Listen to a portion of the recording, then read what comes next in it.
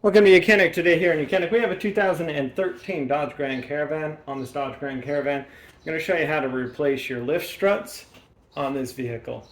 So say your lift gate isn't holding up, especially in cold weather, and your struts have gotten weak, then it's time to replace them.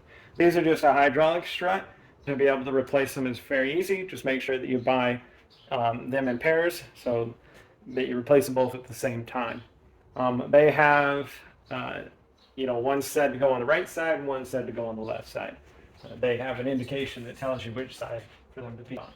Now, when you're taking them off, you'll either need a helper to hold up the lift gate or to support the lift gate up in another fashion while you remove these.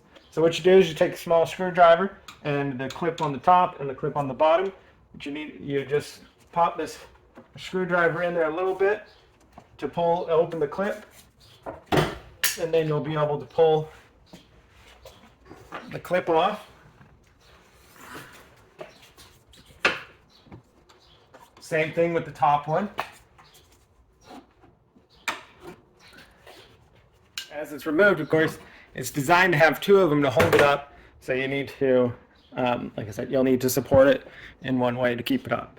So when you get your new one, like I said, this has your Stabilis, the brand, but whichever one is designed for the vehicle, just make sure that you follow the one that says for the right side and one that says for the left side.